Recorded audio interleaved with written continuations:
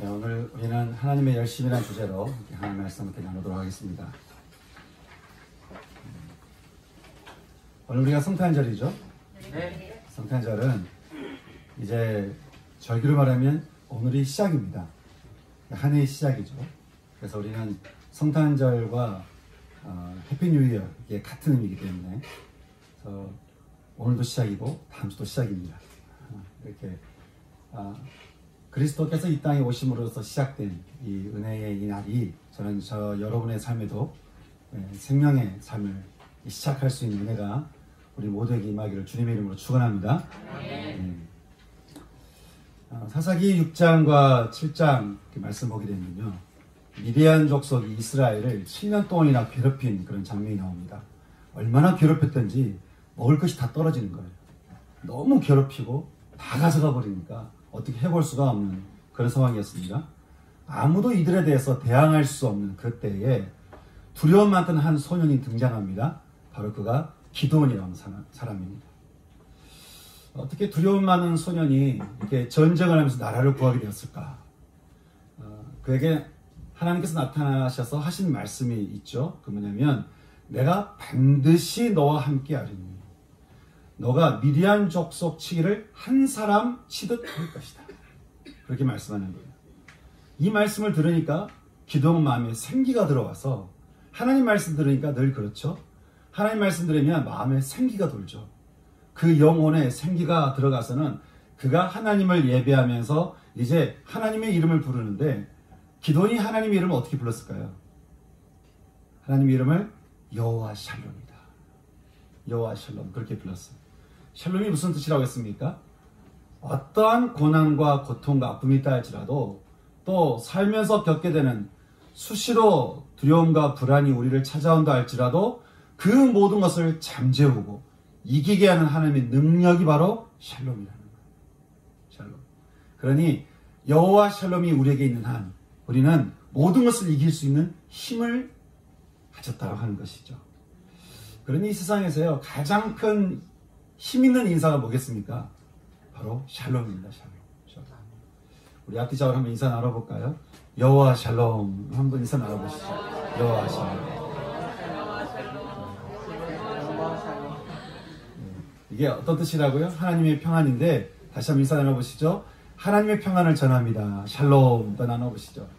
하나님의 평안을 전합니다. 샬롬.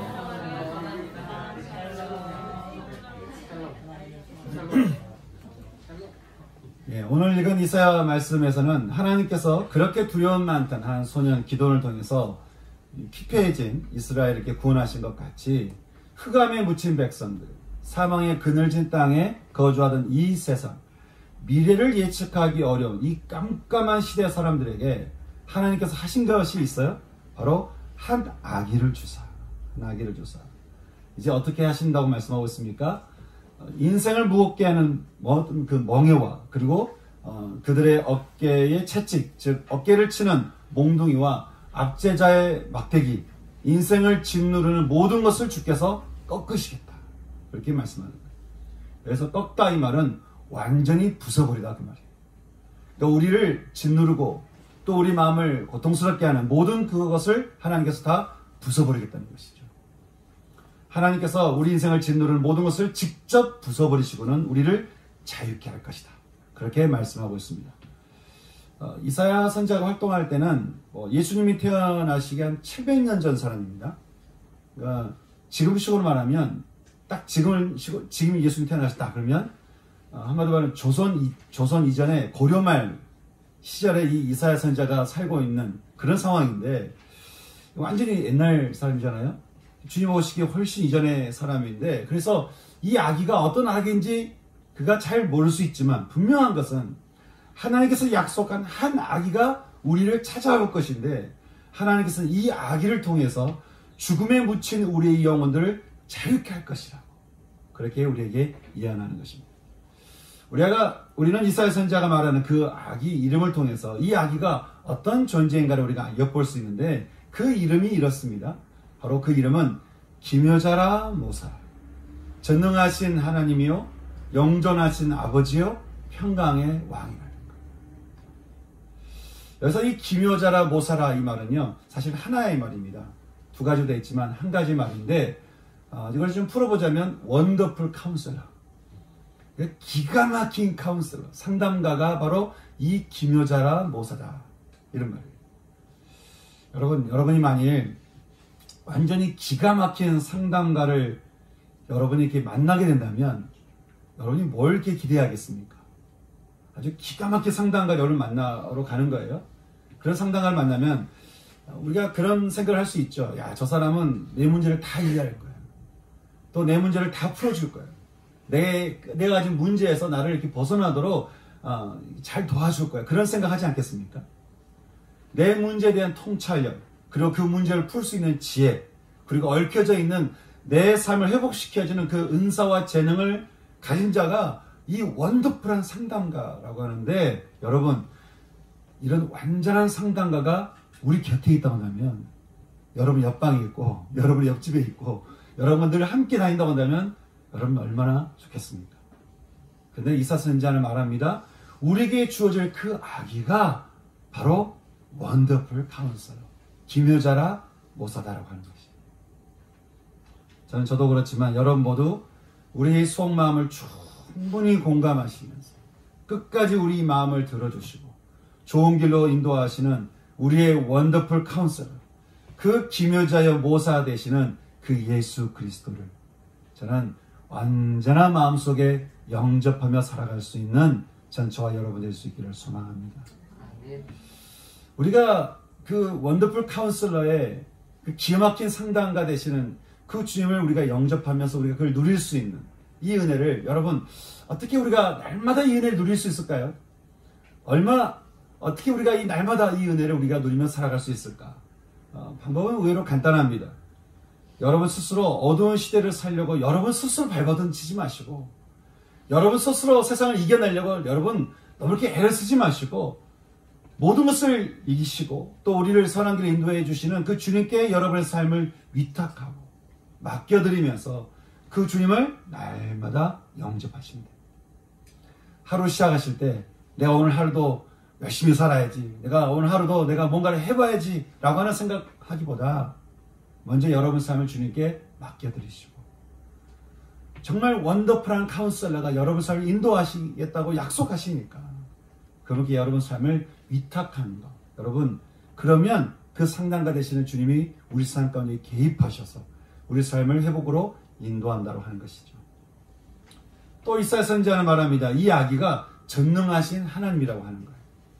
여기 전능하다라고 하는 것은 겉으로는 그저 한 아기 같겠지만 그는 완전한 인간이면서 동시에 신성을 가지신 그런 하나님께서 우리를 위해 보내주신 전능하신 하나님이다 라고 하는 것입니다.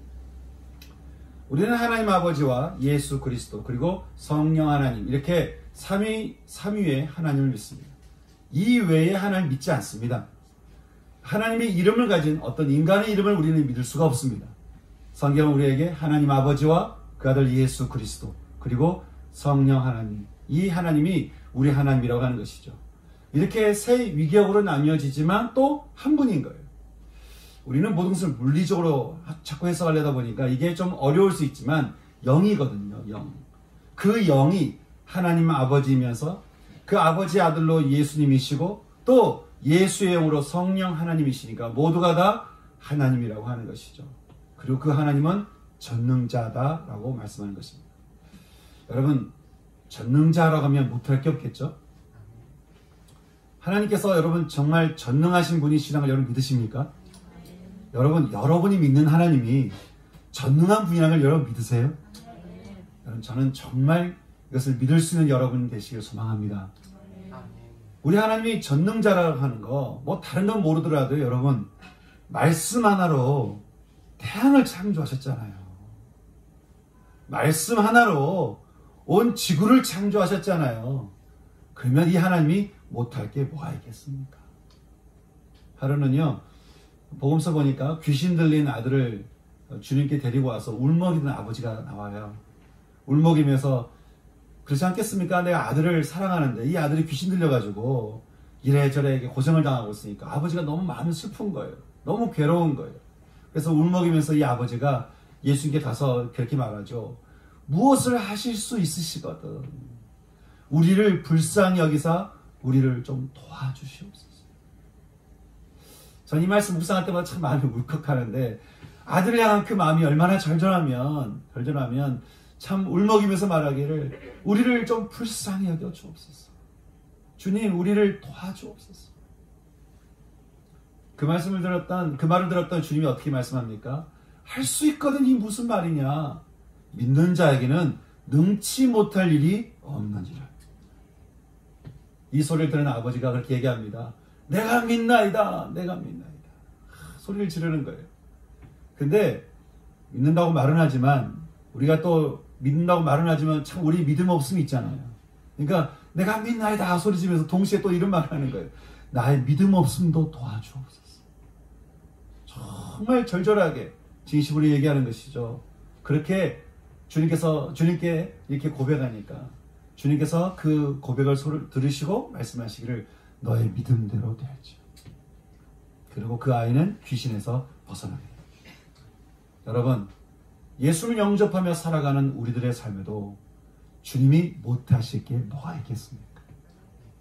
저는 이 하나님이 지금 저와 여러분의 하나님이시기를 주님의 이름으로 축원합니다. 이 아기는 또한 영존하시는 아버지라고 하는 거예요. 여러분, 세상의 아버지는 시간이 지나면 힘을 잃고 생명도 사라지지만 그 아기는 우리 하나님이시면서 영원 전부터 영원까지, 다시 말해서 시간 밖에서 영원히 우리와 함께 하시는 그는 영원한 우리의 아버지라는 거예요. 제가 언젠가 상담하는 시간을 통해서 말씀을 나누는데 치유된 얘기를 하니까 어떤 형제가 와서 그러는 거예요. 목사님, 저는 사실 상처받은 게 별로 없어요. 저희 아버지가 너무 좋은 분이세요. 그래서 강의가 잘 이해되지 않습니다. 그러는 것이죠. 제가 아니 상처받은 거 없이 자랐다고 하는 것이 얼마나 큰 축복이냐고, 감사하시라고 하나님께 감사하시라고. 그래서 제가 말하는 것은, 근데 그 아버지가 언제까지 사실까요? 그 아버지가 언제까지 형제 옆에 있겠습니까? 근데 그 형제가 그 얘기 듣고 그러면 안 되는데 그러는 거예요. 그제서야 마음속에 내가 진짜 붙들어야 될 내 영원한 아버지 하나님을 보게 된 것이죠. 여러분, 주님이 말씀합니다. 우리 하나님이 영존하신 아버지시다. 영존하신 아버지. 그게 하나님 우리에게 주실 아기의 이름이라는 것이죠. 또 그 아기는 평강의 왕이라고 말하는 거예요. 여기 왕이라는 말을 우리 식으로 좀 더 자세히 표현하면요, 조선시대 왕이 지방 통치의 책임자로 관찰사를 임명하듯이, 또 예수님 당시 로마 황제가 이스라엘을 다스리도록 이렇게 분봉왕을 임명한 것 같이 임명했다는 거예요. 그러니까 평강의 왕이다. 평강의 왕으로 임명받았다는 거예요. 하나님 아버지께로부터 위임받은 이 왕으로 임지한 이 왕은 샬롬의 왕으로서 죄된 세상에서 일어나는 모든 분열과 갈등과 전쟁을 잠재운다고 하는 것이죠. 그러니 여러분, 세상에 어떤 죄가 이 왕을 넘어설 수 있겠습니까? 이렇게 기가 막힌 상담가요, 전능하신 하나님이시며 영원히 우리와 함께 하시는 아버지이시고 또 평강의 왕으로 위임받아 우리에게 오신 이 아기는 다윗을 통해 언약하신 대로 정의와 공의로 이 땅에 우리에게 하나님의 나라가 임하게 하실 것이니, 이사야 선지자가 말하는 거예요. 모든 능력과 권세와 권능의 여호와의 열심이 이것을 반드시 이루실 거라. 반드시 성취하실 거라고 말씀하고 있는 것입니다. 여러분, 신념이 굉장히 강한 사람 혹시 주변에 있으십니까? 굉장히 신념이 강한 사람이 내가 뭔가를 하기 전에 내가 이것을 반드시 실천해 내고야 말겠다, 이렇게 얘기한다면 여러분, 그 사람 말을 듣고 여러분 어떤 생각이 드시겠어요? 야, 저 사람 뭐라도 하겠네, 그런 생각 들지 않겠어요? 여러분, 그런데 전능하신 하나님께서 한 아기를 우리에게 보내시고는 그 아기의 이름대로 원더풀 카운슬러, 기묘자여 모사여, 또 모든 어둠을 잠재울 전능하시고 또 영원하시며 세상이 줄 수 없는 완전한 평강을 우리에게 어떻게 하시겠다는 거예요? 내가 이것을 반드시 줄 거라. 반드시 줄 것이라. 내가 이 아기를 받아들이며 영접한 자에게 내가 이것을 반드시 줄 것이라고 만군의 여호와의 열심히 이것을 이루겠다라고 말씀하는 것입니다. 여러분, 우리 하나님께서는 믿음으로 받아들이는 우리 모두에게 이 일을 반드시 이루실 줄 여러분 믿으십니까? 믿음대로 될지어다. 우리가 이 말씀을 믿으면 믿을수록 하나님 우리 삶 가운데 찾아오셨어요. 또 우리가 주의를 붙들고 주님께 기도하며 나갈 때 주님이 기가 막힌 성당가로 늘 우리 삶에 개입하셔서 우리를 선한 길로 인도하시고 우리 모든 어둠을 잠재우시면서 그리고 우리를 선한 길로 끝까지 인도한다고 하는 것이죠. 이렇게 여호와의 열심으로 반드시 이루고야 말겠다. 미래의 일을 마치 다 일어난 것처럼 과거여로 말씀하신 하나님께서 여러분 진짜 그 일을 다 이루셨을까요? 오늘 우리가 함께 읽은 누가복음 말씀 보면 이 일을 작정하신 하나님께서 이제 한 날에 그 일을 시작하시는 장면을 우리는 보게 됩니다. 그리고 누가복음은 그때를 이렇게 말하고 있습니다. 그때에 가이사 아구스토가 영을 내려 천하로 다 호족하라 하였으니 이런 구절이 나옵니다. 여기 이렇게 가이사 아구스토는 사실 이렇게 옥타비아누스라는 사람인데요. 그가 로마 초대 황제가 되면서 원로원으로부터 이런 이름을 받게 돼요. 신의 아들이자 존엄한 사령관 케사르다. 이런 이름을 받게 됩니다. 케사르는 그의 양아버지 이름인데 로마의 황제 나라를 만들다가 살해당한 사람이었습니다. 이 로마 원로원은 그를 존엄한 사령관 케사르와 같은 신의 아들이다 그렇게 불렀는데 나중에는 이 존엄하다는 그 말만 딱 따가지고 그를 가리켜서 그를 아우구스투스다 그렇게 부르게 되었습니다. 이처럼 케사르 아우구스투스 성경 보면 가이사 아우구스토 그 사람은 신과 같이 존엄한 존재로 불리던 로마의 최고 권력자이면서 당시에 세상을 손에 쥐고 있던 가장 힘을 가진 그런 황제였는데 그가 자신의 힘을 통제하기 위해서 이제 모든 정년제다가 인구 조사를 명령할 그때 온 세상의 주인 되신 하나님께서는 이사야 선지자에게 예언했던 한 아기 그 이름은 기묘자여 모사라 전능하시며 영존하시고 평강의 왕이라 불리는 한 아기를 하나님께서 우리에게 보내셨다라고 하는 것이죠. 이게 참 아이러니한 것은 로마의 가장 강력했던 아구스토의 세상에 전능자 하나님께서 진정한 왕 예수님을 보내셨다는 거예요. 당시 로마 황제 명령에 따라 이제 모든 사람은 각각 고향으로 돌아가서 호적을 해야만 했는데 그러니 나사렛이라고 하는 작은 동네에 살던 다윗의 후손이었던 요셉 역시 다윗이 태어나 자라며 후손들도 머물던 이 베들레헴으로 이동을 하게 되었습니다. 이때 그의 약혼자이면서 이미 성령으로 그리스도를 잉태한 마리아도 함께 길을 떠나게 되는데 근데 이제 문제가 생겼어요. 나사렛에서 베들레헴까지 이 거리가 가깝지 않습니다. 한 145km 정도 되는데 우리 식으로 보면 여기서 걸어서 한 세종시까지 꽤 멀죠. 그러니까 이렇게 먼 길을 떠났는데 이 길을 도착할 쯤 되니까 문제가 생긴 거예요. 마리아가 해산할 날이 가까이 된 것이죠. 겨우 베들레헴에 도착했을 때는 호적 정리하러 사람이 다 몰다 보니까 머물 숙소가 없는 것이죠. 결국 마리아는 어디서 아기를 낳게 됩니까? 말 구유에 아기를 낳게 되었다고 하는 것이죠. 여러분 구유가 뭐겠습니까? 구유. 이게 가축에 먹이를 주는 여물통이잖아요. 여물통.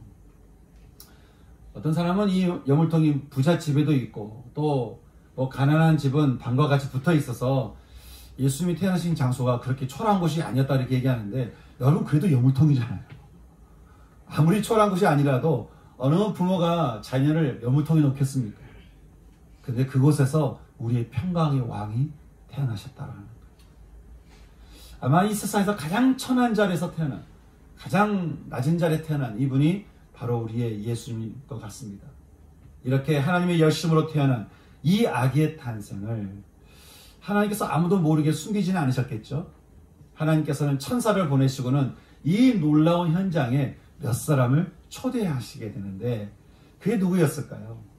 바로 목동들과 또 동방박사들이었습니다. 그리고 나중에 이 아기를 만나게 된 또 두 사람이 있죠. 바로 의롭고 경건하여 이스라엘의 위로를 기다리던 성령 받은 시몬, 또 84세의 나이 많은 과부이면서 주야로 금식하며 기도로 섬기던 안나라는 선지자였습니다.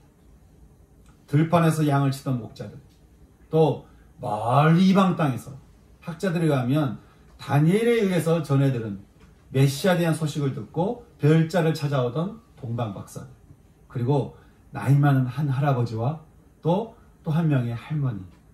여러분, 누가 이 아기 예수를 만났다라고 얘기하고 있습니까?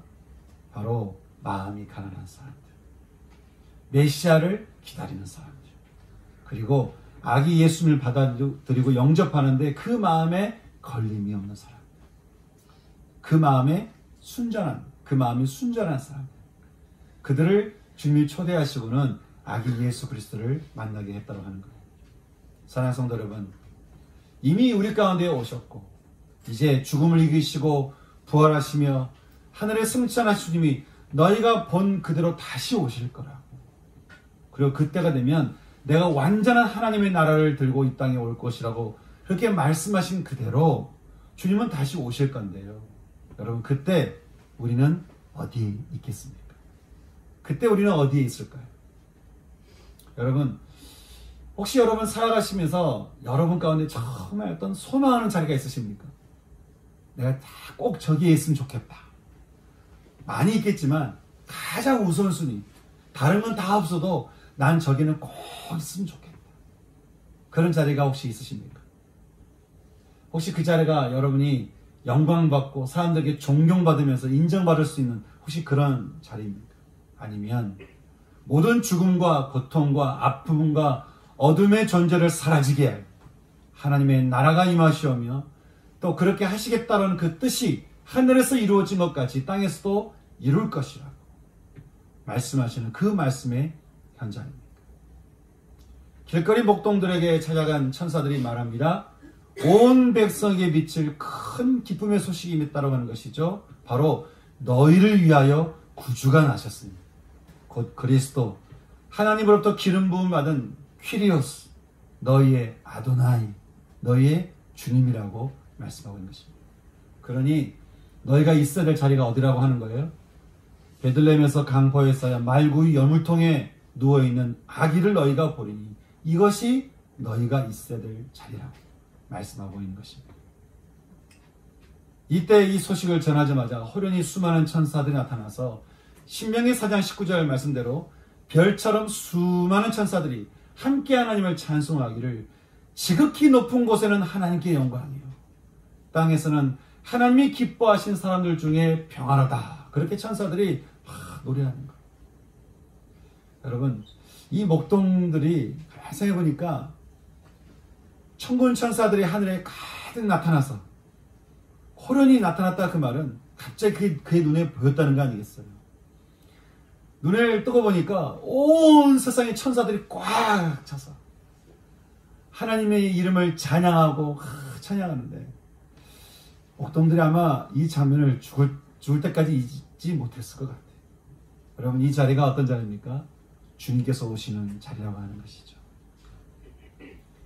그리스도의 나으심은 지극히 높은 곳, 즉 인간이 생각할 수 없는 가장 높은 곳에서는 하나님께 영광이요 또 땅에서는 하나님이 기뻐하신 사람들 중에 평화로다. 그렇게 노래하는 것인데 여러분, 주님이 임재한 이 자리야말로 얼마나 영광스러운 자리겠습니까?